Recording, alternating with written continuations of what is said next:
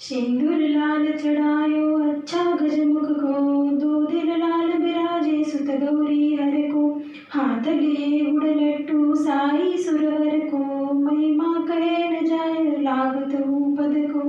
जय जय जय गणराज विद्या सुखदाता, धन्य तुम्हारा दर्शन मेरा मन रमता। जय देव जय देव।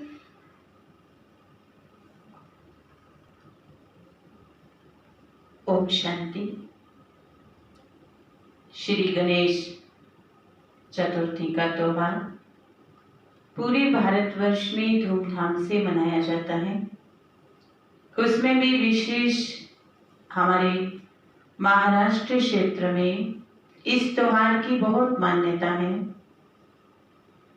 इस त्योहार का शुभारंभ या कहें इसके पीछे जो प्रसंग बताते हैं, कहानी बताते हैं, वो ऐसे बताते हैं कि एक बार शंकर जी 10 वर्षों के लिए तपस्या पर चले गए।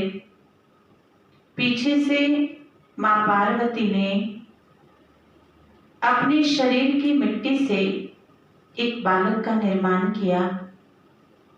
धीरे धीरे उसका लालन पालन करते वो 10 वर्ष का हो गया।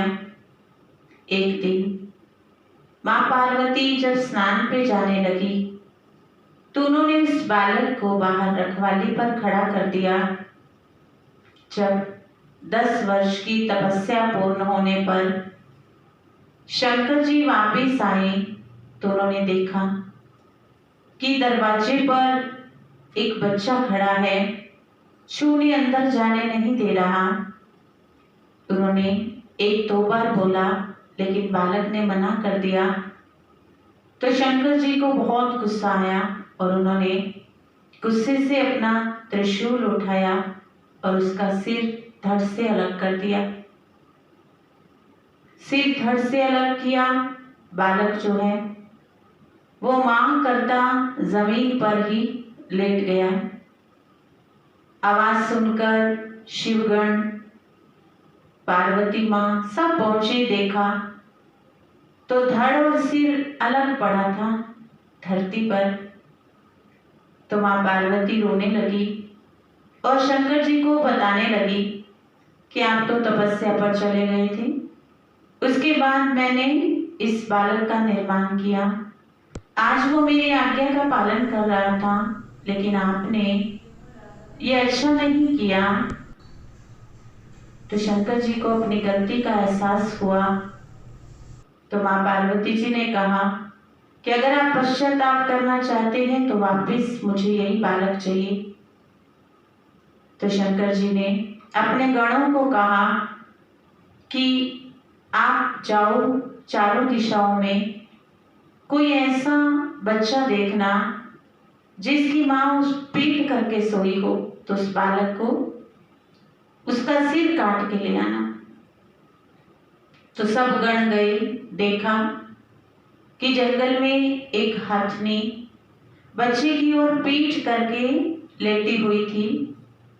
तो उन्होंने उसका सिर उतार कर वो ले आए और शंकर जी ने अपनी शक्ति से उस धड़ के साथ सिर को जोड़ दिया। तो माँ पार्वती जी कहने लगी कि ये आपने क्या किया? धड़ तो मनुष्य का और सिर हाथी का। बच्चे तो लोग तो इसका मजाक उड़ाएंगे। तो शंकर जी ने अपनी तपस्या का, अपनी शक्ति का उस बालक को वरदान दिया। ये देखकर देवतागण भी आ गए। तो कहते हैं ब्रह्मा जी ने, विष्णु जी ने, सब देवताओं ने पुष्प वर्षा की और शंकर जी ने उस समय ये भविष्यवाणी कर दी कि कोई भी कार्य शुरू करेगा तो सबसे पहले इसी बालक का, जिसका नाम श्री गणेश है, पहले इसकी आराधना, उपासना, पूजा करेगा। उसके बाद ही उस कार्य को वो सफलता पूर्वक कर सकेगा। और उसके बाद ये मान्यता चली आती है, आज भी हम शुभ काम करते हैं तो श्री गणेश की वंदना, आराधना, पूजा पाठ पहले होता है, फिर दूसरा कार्य होता है। अब सोचने की बात है कि कोई व्यक्ति जो 10 वर्ष तक तपस्या करके आया, क्या उसको इतना गुस्सा आएगा कि एक वो छोटे से बच्चे का ही गुस्से से सिर अलग कर देगा? तो तपस्या का क्या फायदा? आज अगर हम 10 मिनट भी शांति में बैठे, साधना में बैठे, तो उठने के बाद बोलने का मन नहीं करता, तो वो तपस्या क्या थी जो इतनी गुस्सा आ गया, इतना बड़ा दंड दे दिया?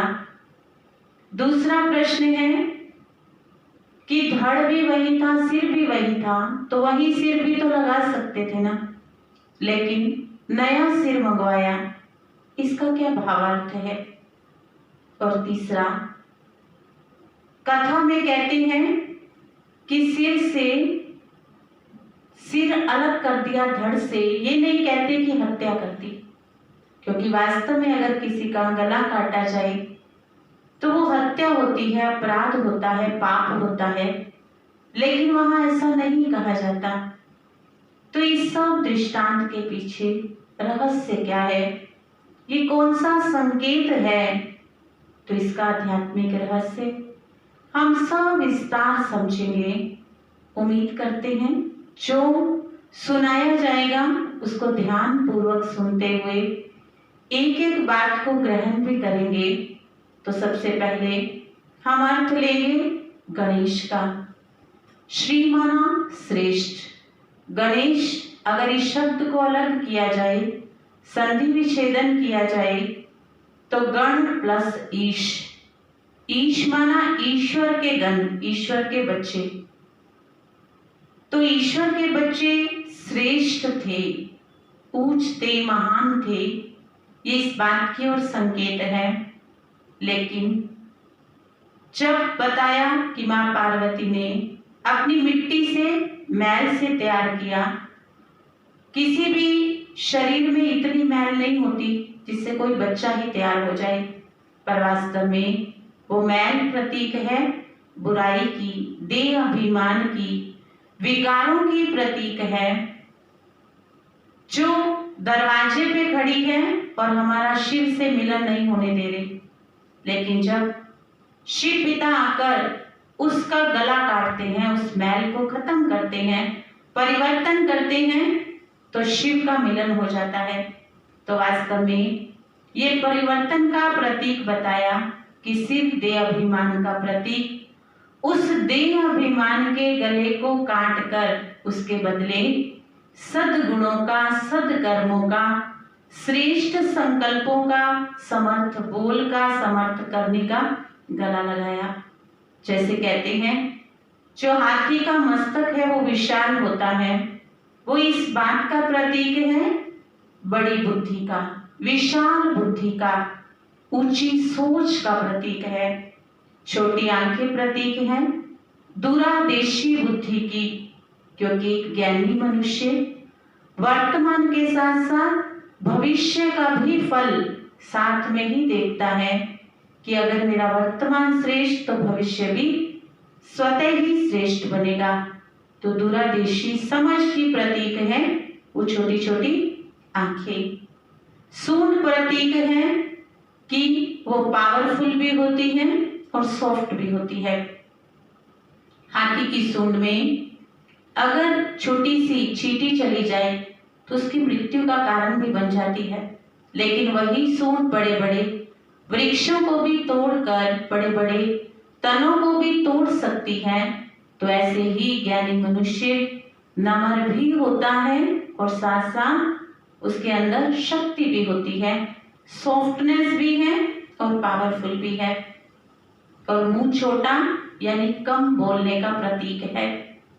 कान बड़े बड़े दिखाए हैं सूप की तरह, छाछ की तरह, कि ज्ञानी मनुष्य हर बात को जो यथार्थ होगी, समझ वाली होगी, उसी को ही धारण करेगा। इसीलिए सूप की तरह दिखाया है। जैसे सूप में जो चीज डाली जाती है, गेहूं साफ करते हैं, चावल साफ करते हैं, तो साफ चीज सूप में रहती है और कचरा नीचे झटक जाता है। इसी तरह ज्ञानी मनुष्य भी यथार्थ बातों को, यथार्थ चिंतन को अपने अंदर जाने देगा। जैसे आजकल सोशल मीडिया है, मोबाइल है, बहुत सारी ऐसी इंफॉर्मेशन जो हमारे काम की नहीं, उसको हम पढ़ते भी हैं, फॉरवर्ड भी करते हैं, उसको कहीं ना कहीं मन में रख भी लेते हैं। लेकिन ज्ञानी मनुष्य समझ की बात को, यथार्थ बात को और समर्थ बात को ही धारण करेगा। फिर दिखाते हैं उनका बड़ा पेट, सहोदर बोलते हैं। बड़ा पेट प्रतीक है समाने की शक्ति का। वो हर बात को अपने भीतर समाएगा।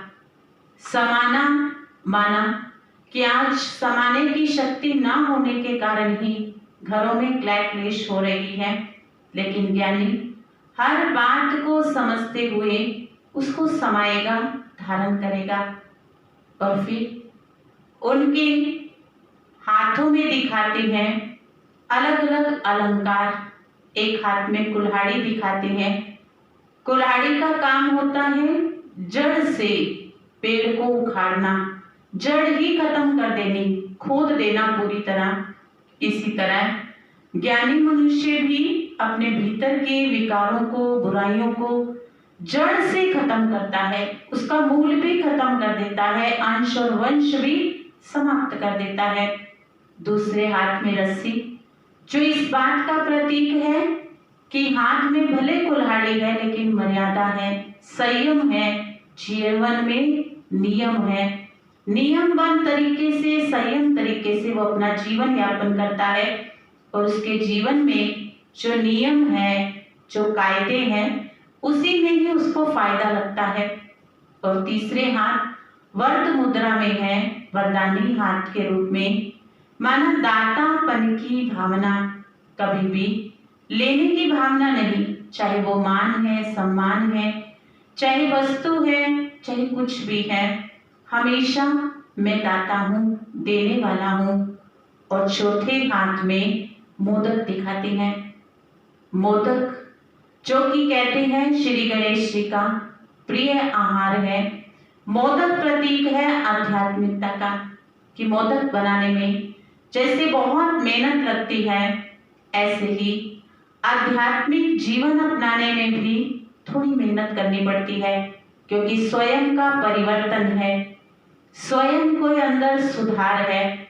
लेकिन श्री गणेश जी के हाथ में जो मोदक दिखाया, वो मोदक उनके हाथ में रहता है, उसको खाते नहीं है, उनके मुंह तक नहीं लेके जाते, जो इस बात का प्रतीक है कि मेहनत से पाई हुई ऊंचाई को, सफलता को वो स्वीकार करते हैं, लेकिन कभी भी उसका मिसयूज नहीं करते, हाथ में रखते हैं, माना कि मैंपन की मिट्टी से भी परे है।